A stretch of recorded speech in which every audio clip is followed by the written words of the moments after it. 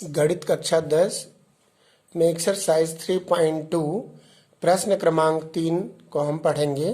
अनुपातों A1/A2, B1/B2 और C1/C2 की तुलना कर जांच कीजिए कि निम्न रैखिक समीकरणों के युग्म संगत हैं या असंगत। इस प्रश्न को हम हल करेंगे। इसमें कुल 5 प्रश्न हैं। पांचों प्रश्न में से एक ही प्रश्न का अभ्यास कराते हैं, क्योंकि सभी प्रश्नों को एक ही तरीके से करना है। तो हम पहले प्रश्न का चयन कर रहे हैं और पहला प्रश्न है 3x + 2y = 5 और 2x - 3y = 7। तो पहले हम यह जानने का प्रयास करते हैं कि संगत और असंगत कैसी स्थितियों में होता है। यदि मान लेते हैं हमारे पास 2 समीकरण हैं। एक समीकरण, यदि यहाँ पर हमारे पास 2 समीकरण हैं।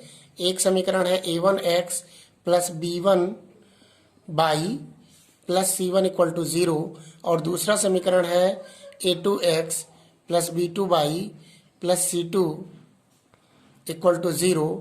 तो ये 2 समीकरणों में हमको इनके गुणांकों के संबंधों का परीक्षण करना है और गुणांकों के संबंधों के परीक्षण करने के उपरांत ही हम यह बता सकेंगे कि कौन सा सॉल्यूशन संगत है, किस समीकरण निकाय का सॉल्यूशन संगत होगा और किस समीकरण निकाय का सॉल्यूशन असंगत होगा।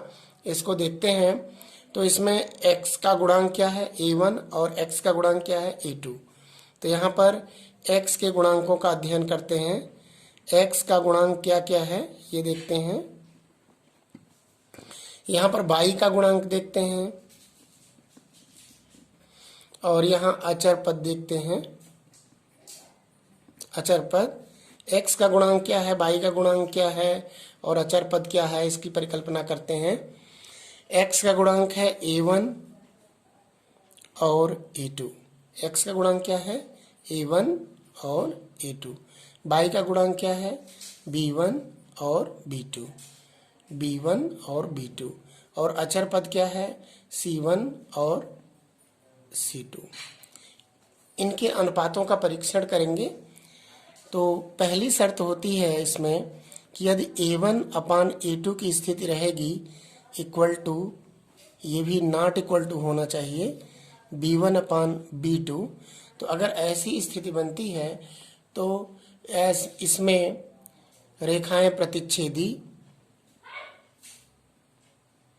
प्राप्त होंगी, अद्वितीय हल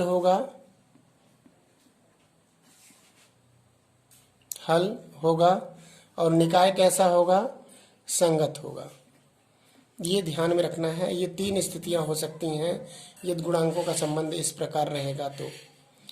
और दूसरी स्थिति में A1/A2 = B1/B2 is not equal to C1/C2 की अगर स्थिति है तो ऐसी स्थिति में गुणांक की स्थिति में क्या होगा, समांतर रेखाएं प्राप्त होंगी,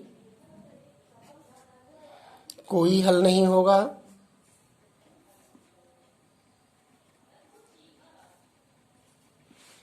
और निकाय असंगत होगा।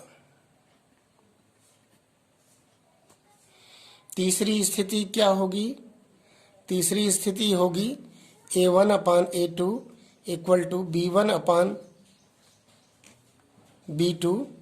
= C1/C2। अगर ये स्थिति होगी, ऐसी स्थिति में समीकरण निकाय संपाती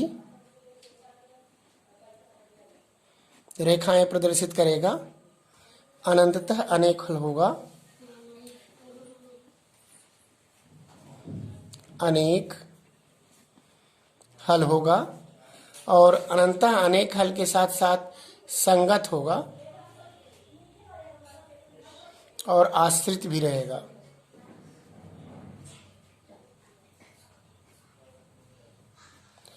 तो अब इन शर्तों के अधीन हम प्रश्न को हल करने का प्रयास करेंगे। यह पहला प्रश्न है।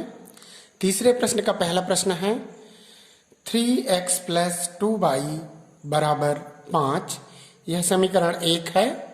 और दूसरा समीकरण है 2x माइनस 3y बराबर 7। अब हम इसकी तुलना व्यापक समीकरण से करेंगे। तो यहाँ लिखते हैं व्यापक समीकरण a1x plus b1y plus c1 equal to 0।